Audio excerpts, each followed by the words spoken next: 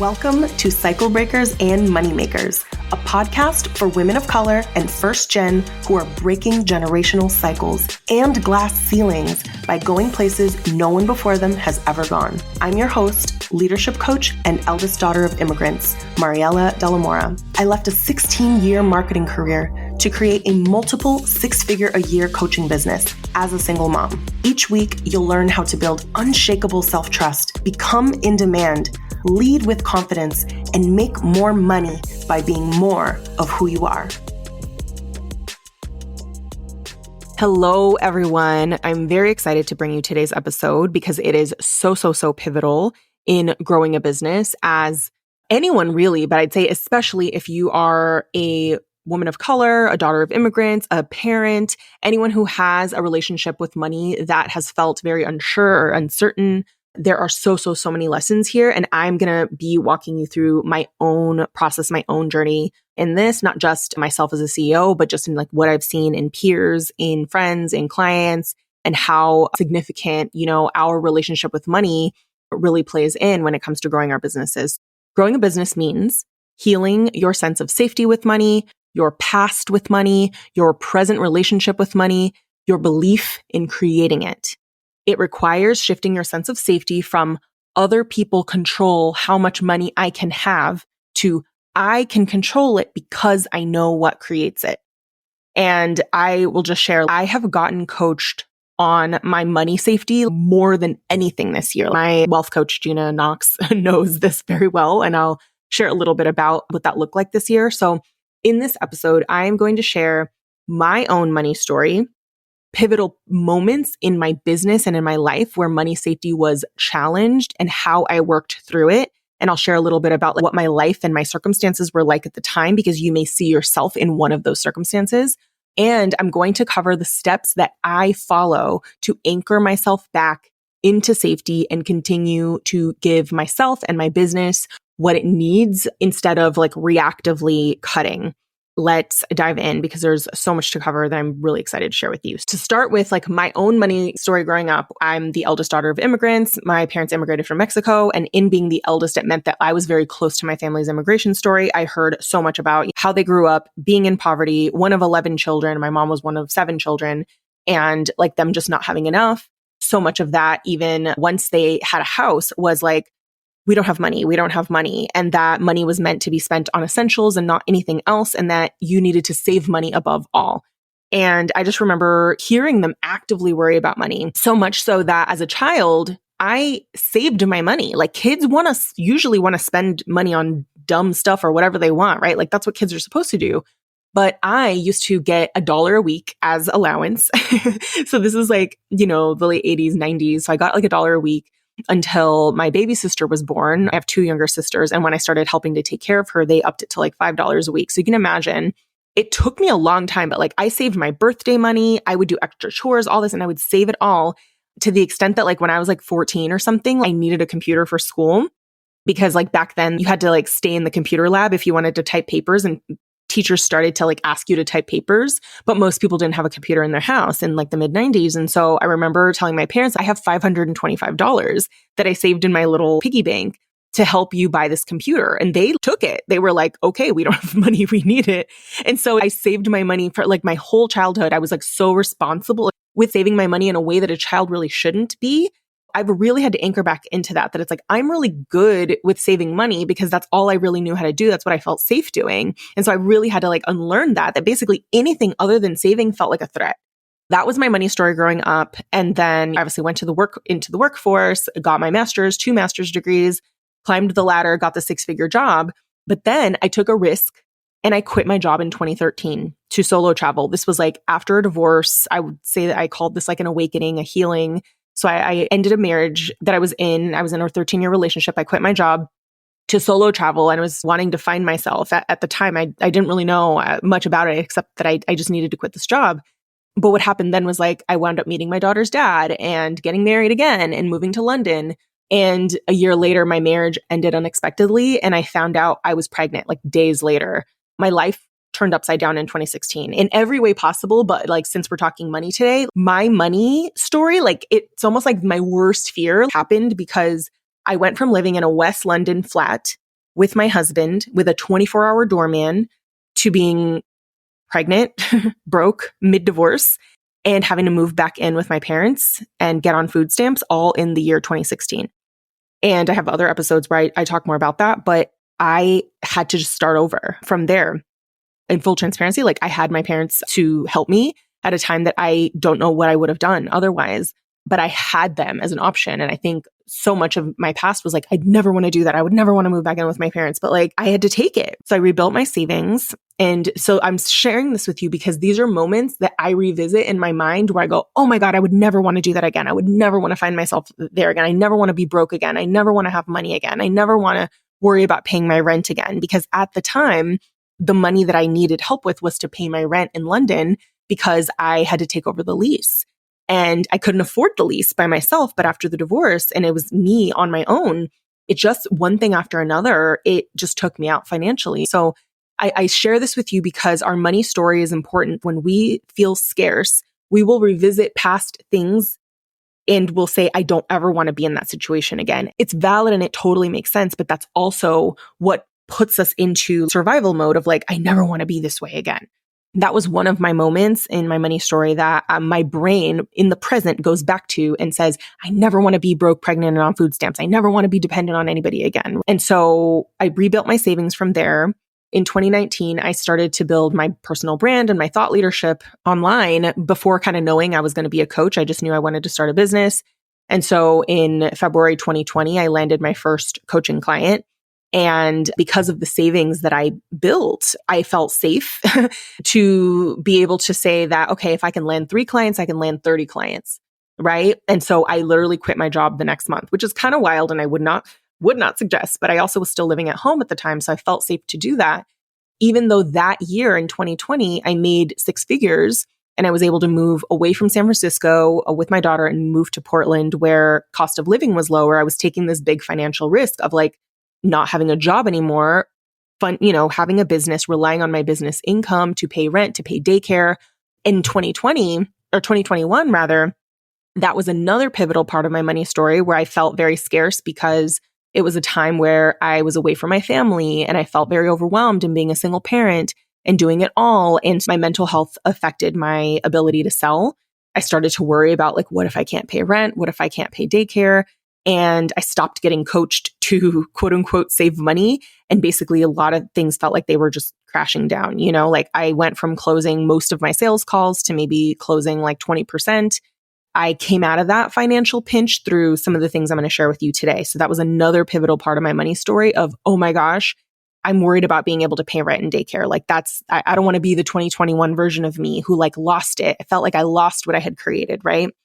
And the more recent part of my money journey that I'll share with you is that as recently as the end of September 2023, I was feeling another big financial pinch, even though I made $333,000 last year in sales, right?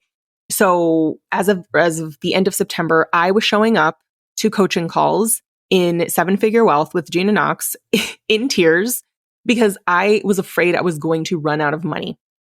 And the reason is because I was really feeling the financial pinch of like scaling my business.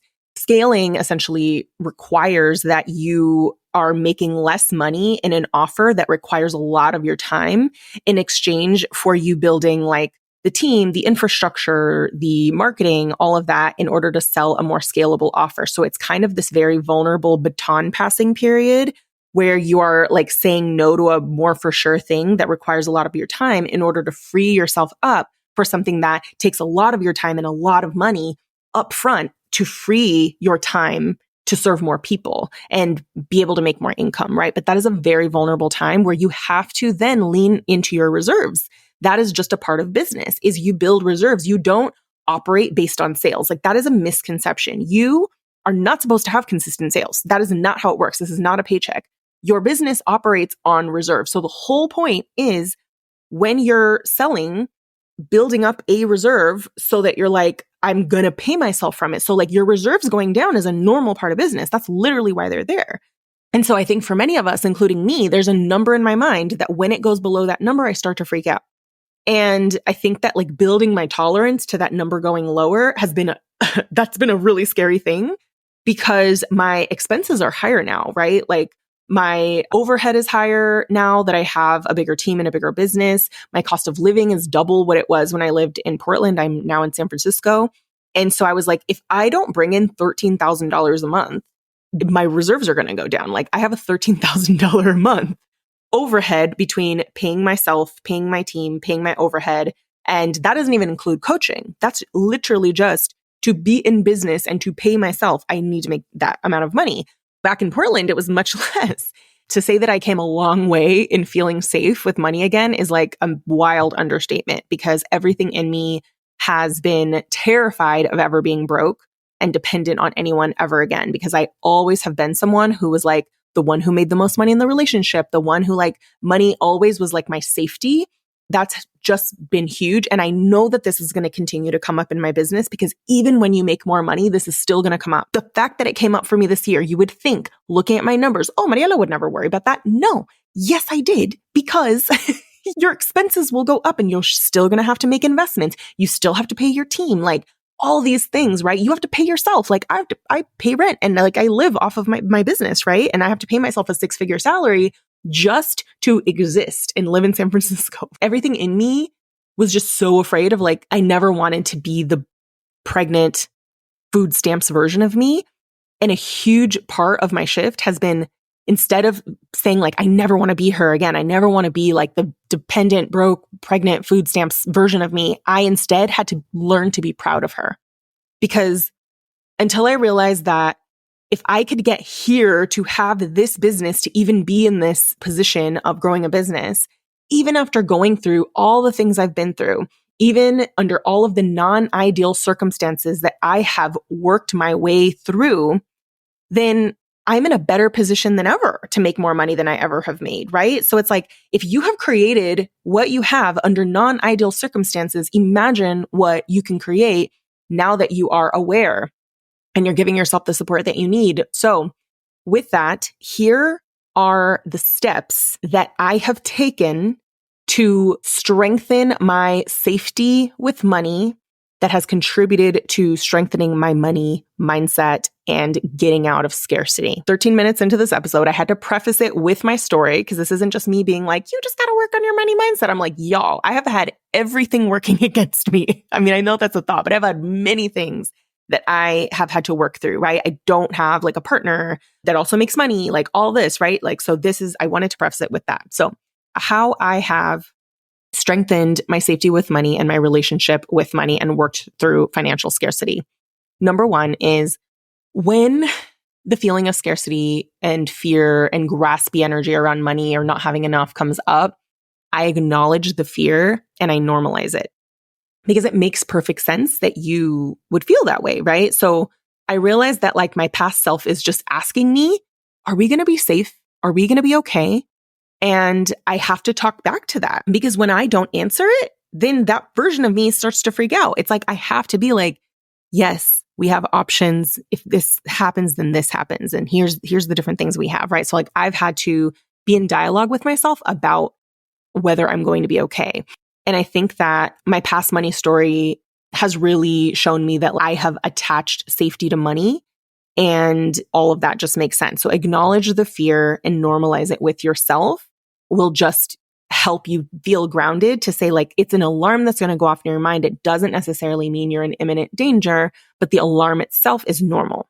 The next piece of this is making peace with my money past. This is important because being proud of past you is hard when you are in a position where you're trying to like, you made decisions or things happened, or you're like, I never want to be broke again, all of that.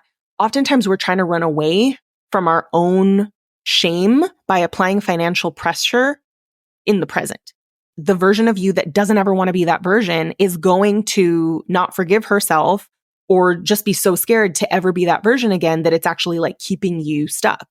So making peace with my money past was important, because I had a lot of thoughts about my relationship choices and how I was always the one like making more money or more financially stable, and making peace with my money past and quitting my job and the risk of that. And I could not outrun that. I'm not going to now put the pressure on myself to make up for the past. No, I made those choices because that's the choice that I made at the time. And I'm here now, and that's the only thing I can control. So make peace with my money past. The next is making peace with my money present. This is hard because sometimes we'll say, no, but I am okay, but I really need this client to say yes, but I really need things to change in order for me to be okay. I know that that's easier said than done, but I really sit with the question of like finding sufficiency in the present. How am I safe right now? How am I okay? How am I not in danger? Like in the present moment, like truly looking at how I'm not in danger in the immediate present helps me think more clearly. And I think that doesn't even necessarily mean looking too far ahead. It's literally like, hey, my financial circumstances could wildly change in a short amount of time when I'm an entrepreneur. So how am I safe right now? How do I have more options than I'm giving myself credit for, which we'll talk about options in a minute. And that helps me think more clearly, which then allows me to take the next step, which is I look at the facts versus thoughts. And I will explain what I mean about when you're spinning out about money, you tend to have a lot of thoughts, but they're not facts. And let me explain. So these are thoughts. I'm not making enough. I need to make more. I'm going to run out of money. I don't have enough leads, right? I hear this stuff. I've said this stuff, right? The difference is you can solve for facts because they're specific, but thoughts are vague. Thoughts will run rampant because they're not specific. And if they're not specific, they're not solvable. How do you solve the problem? I don't have enough leads. How do you solve the problem? I need to make more. How much more? For when? Are you going to run out of money? Like we really have to get specific with our money because otherwise you can't even come up with a plan for being okay. You're just going to say you don't have enough. So we have to get specific as CEOs about this, right? For instance, if you think you're not making enough, instead answer these questions. Number one, how much financial runway do I have? Meaning, if you were to look at your reserves and you were to look at your savings, how much financial runway do you have if you weren't going to make any sales? Are you actually going to run out of money? And if you can't answer that question, that's part of the problem. Because if you can't answer that question, then you're just like, I don't have enough. I don't have enough. I need more. I'm going to run out of money. You can't solve for that. You're just going to spin out. How much financial runway do I have? Other questions. These are facts. If you have the answers to these questions, these are facts. How much monthly recurring revenue is coming in the next quarter? Sit down and look at your numbers. Another question. How much available credit do I have? Even though I know we don't want to use credit, we don't want to put stuff on cards, all this, but like just looking at it will help, right? How much? If you had to, if it came down to like you really couldn't pay your bills, how much available credit do you have? Most people don't know the answer to that question. That's something that I had to ask myself this year. For example, I looked at like how much Stripe financing do I have? So Stripe has a loan amount that they'll always allow you to borrow. If you go to your Stripe dashboard, it'll say like you're eligible for X amount. And basically you pay them back when you get payments. So they'll take X% of the payments to pay back Stripe. So like I at a certain point was like, I don't even want to think about borrowing money. I don't even want to think about putting stuff on a card and not paying it off. I don't even want to think about it. So we're going to talk about that, but asking yourself, how much available credit do I have? Another question is, what will my bank balances actually be at the end of each month, assuming no new sales will come in? I had to look at that because I was like, when I was sitting in the fear in September of I'm going to run out of money, I had to be like, am I actually going to run out of money? And I was telling myself that because of an investment that I was going to make, but I had to look and I was like, okay, yes, it's going to get really close where I'm going to run out of money in my reserves, in my bank account, not in my personal bank account, but I'm going to run out of money. But I was like, okay, so if I'm going to make this $25,000 investment in November for a coaching program that I'm part of, and I make it in full, then this is what my bank balance is going to be. It helped me make the decision to open up a new business credit card with 0% interest and split that investment into two so that my bank balance wasn't so low. But you see how like I had to get specific to be like, what do you mean you're going to run out of money? By when? By how much do you need to make a decision in order for you to not run out of money? So I had to get specific with myself. That's the only way you can solve a problem, right? So that is the thing that I did. Another fact-based question you can ask yourself is, what other options do I have to make money in the next quarter outside of my business? And how much could that bring in?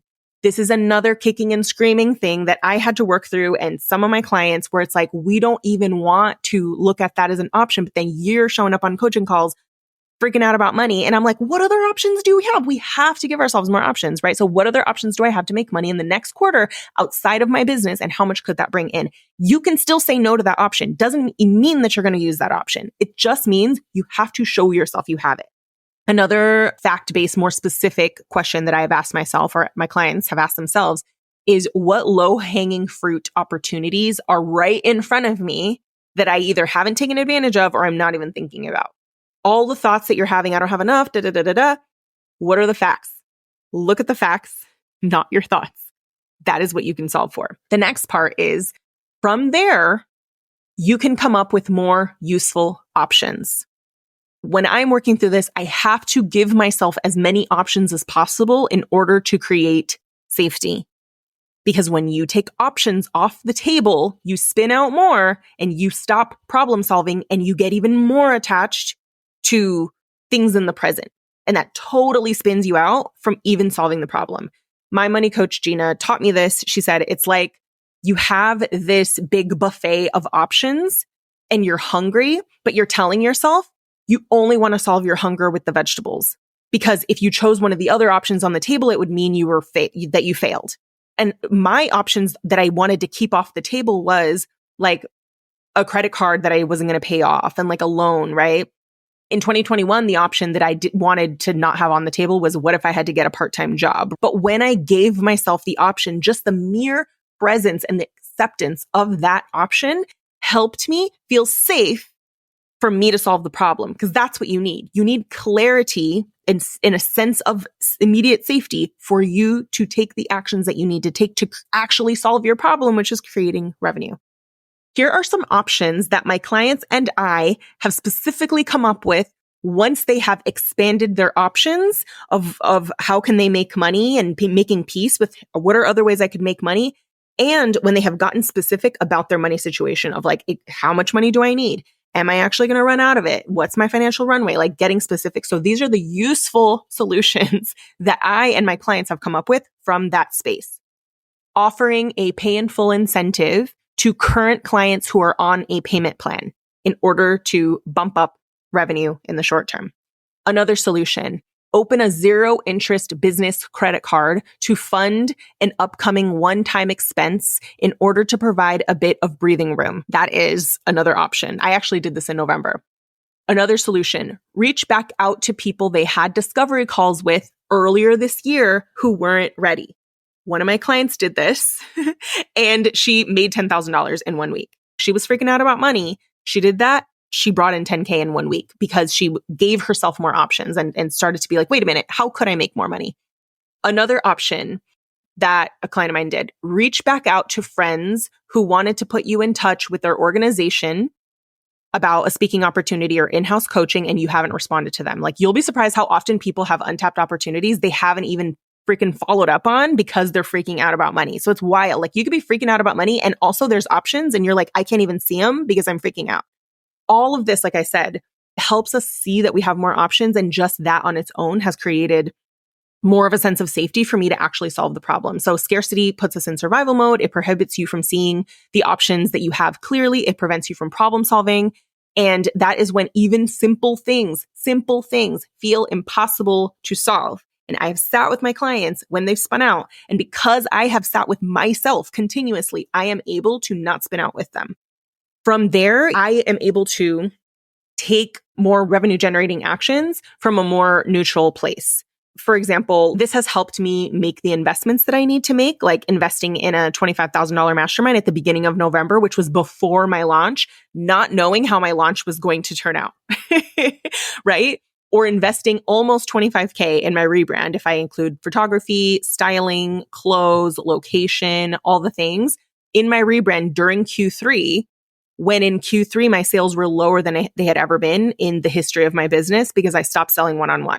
But I had to continue on with what I knew my business needed. I couldn't be like, well, I didn't make as much money this quarter, so now I can't invest in the things that I know my business needs. I can't do that, right? So in Q3, I also hired a podcast manager that same quarter. So that was another investment every month, but I knew what was going to help me generate more revenue. So I had to really sit with all of the lessons that I learned to be like, it's okay. What does my money look like? I trust that these investments that I'm making, I know that these investments that I'm making are part of what is going to allow me to make more money. And the results were this. I will share this with you of being able to ride out the pinch, right? It's how I ended up going from making 70K in the first 10 months of 2021. So 70K in the first 10 months of 2021 and making 80K in the last 2 months. I'll say that again. It's how I wound up from going from 70K in the first 10 months of 2021 and 80K. So more than that in the last 2 months. That was the financial pinch and where I was like crushing my own opportunities to actually bring in more money because I was spinning out financially. It is also how I went from making 12K in Q3. That was the lowest revenue quarter I've ever had in my business, but it was on purpose because I stopped selling one-on-one. And I know some of y'all will be like, well, mine isn't on purpose, but I've also sat in where I thought it wasn't in my control, right? 12K in Q3 because I had to stop selling one-on-one because I had other things to focus on, the rebrand, the podcast launch, getting my clients better results in reclamation, planning for the launch. 12K in Q3 to 215K in Q4. 12K in Q3 to 215K in Q4. I made big investments in Q3. I sat with my money stuff. I cried on calls thinking, oh my God, I'm going to run out of money for sure. I had to expand my options. I had to put things on the table I didn't want to be on the table. I had to remind myself, Mariela, you have made money before. Your ability is only stronger than ever. You're going to be okay. Continue to do the things you need to do in your business. I knew this, like revenue in business is not meant to be the same each month. It's about how we manage the money itself and how we manage our minds around it. I'll close out with this because this has really just helped me anchor in, and I'm going to explain to you how this is true. One huge realization that I have come to in my journey with money and in being an entrepreneur and scaling my business is, and if you're an entrepreneur, this is true for you. I had to remind myself that I have always been the creator of money, always, even in the workforce. You can trace every dollar you have ever earned in your entire life to a process that created it. It's just that we are accustomed to the process of making money in the workforce, so we don't think we are the creator. We think someone's giving it to us. But here's the thing. Even in the workforce, you just figured out how to monetize your skills and your experience. That's all. You have skills, you have experience, someone's willing to pay you. A company is willing to pay you, right? In business, you have skills and experience and clients are willing to pay you. Business is no different. The difference is that in the workforce, the way that you monetize your skills and experience and how much it's worth is determined by someone else. It's determined by the market. It's determined by capitalism. It's determined by a company. But in entrepreneurship, you decide the value, right? And the difference is in the workforce, you market your experience through a resume. You solve problems for a business and they pay you because you help the company make money. That's literally the only reason any company pays you. Even if you're not in sales, even if you're not in marketing, even if you're in HR, whatever that is, they wouldn't pay you if you didn't have skills and expertise that helped the company make money. And you market your skills and expertise through a resume, through LinkedIn, through interviews, which is much like a sales conversation, right? When you think about it, you're like, okay, you have something that I want. You have something that I need. Well, how could this work? Is there going to be an exchange of money happening? And you get good at interviews just the same way that you get good at running discovery calls and figuring out like, is this going to be a good fit? But we forget that. It's almost like we go into our business and we act like, oh my God, like this is the whole thing. Like other people are in control of my money and how much I can make. But really it's not. You already know how to monetize your skills and experience. You already know how to be in job interviews. You already know how to market yourself through LinkedIn and through resumes and through networking and all the different things. It's the same in your business, only you get to determine how much you're charging, what you're selling, what's on the table and what's off the table. Because now instead of marketing yourself through a resume and a LinkedIn, you're marketing yourself through a website and your Instagram. And instead of networking at an event, you're networking at events in real life. Instead of job interviews, you're having sales conversations. I think it's like recognizing you actually have a lot of transferable skills when it comes to making money. We just forget that because we think that because a company isn't giving us a check, that like somehow we aren't the creators anymore, even though we have so much say and so much control over that. And I really had to look at, how am I not actually starting from step zero? How was, in the same way that I was negotiating pay rises, the same way that I was, getting jobs and marketing myself and looking at like, how do I want to lead with my highest level skill set? How do I want to celebrate my wins? Like, instead of just what I did, one of the things I learned was like, what are the results that I helped a company achieve? It's the same thing with like client wins, right? We still market ourselves in the workforce the same way that we market ourselves in our business. And even just to sit with that thought, to say, I know more than I think I know. I have skill sets that are transferable. If I were putting on my like employee hat, what opportunities am I not taking right now to just market my skills and experience and help people see the problem that I can solve? Because that is where the exchange of money happens. I have always been the creator of money. I want you to borrow that belief, even if you don't believe it right now. But like, I want you to seek evidence and look at evidence of how that has been true. No one has ever paid you unless you have helped them solve a problem, which has facilitated that company making money. That's literally the only reason any company pays anybody. This has just been all part of me getting to a place where I feel more secure in my ability to create money than in like a company paying me. And obviously some months is harder to believe that than others, but like, it's continued to show me over time that this is the path for me to be able to receive more, because receiving more means sitting in these moments of uncertainty, in continuing to make the investments that I need and that my business needs in order to grow without cutting off the lifeline, with getting resourceful and creative, with looking at my numbers versus avoiding them. Because that's what I did for a long time, was like, I don't want to look at my numbers because I was scared or ashamed. So now it's like, I've had to develop this very intimate relationship with money where I am looking at it, I'm sitting with it, I'm being compassionate to past versions of me. I'm proud of her for getting us here. I'm proud of the version of me that saved $525 as a child to help my parents. But I realized like, I also don't need to save every single dollar. Part of growing is also not clinging on to every dollar as if like you're not going to make more. So this has really just been really pivotal. And I wanted to share this with you because I know how like this is really hard and it spins a lot of people out. So like a big part, like I said, of growing your business is really shifting that sense of safety from external to other factors and other people control it, to I know what affects it and I'm going to focus on those things. I hope that this was helpful and that you saw yourself in part of it, and that maybe there was a part that really spoke to you where you're just like, gosh, like that's really happening to me right now. What do I need? So I hope that you're able to take some parts of this and either not feel alone, to feel more hopeful, to know that this is normal. Many of the things that you are, working through, because every single entrepreneur, everybody has to sit with this. It doesn't matter. Even at the 7-figure business level, you're having to make bigger expenditures and listen to alarms go off in your head and say, it's okay. I'm sitting with this now with a live event that I'm throwing in Mexico that is, a large expenditure.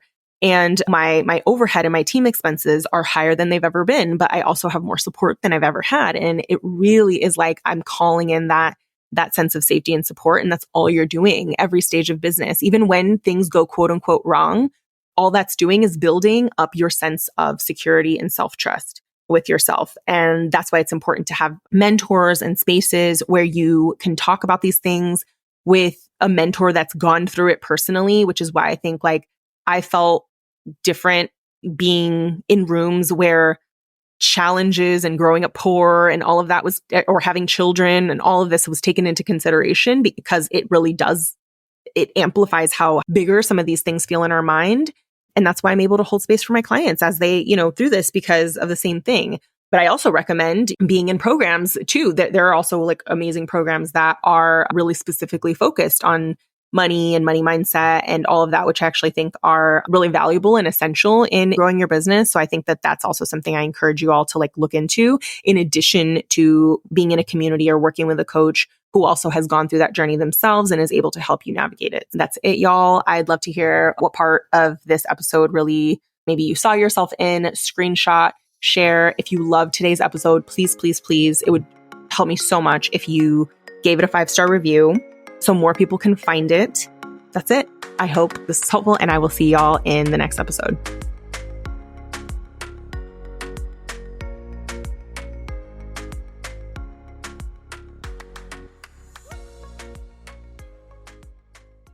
Now, if you have listened to this entire episode and you are thinking about working with me as your one-on-one mentor for 6 months, you can learn more and apply at marielladellamora.com. There you'll find dozens of client success stories from business to leadership coaching, which will give you an idea of what you can expect, the range of clients I work with, and my coaching style.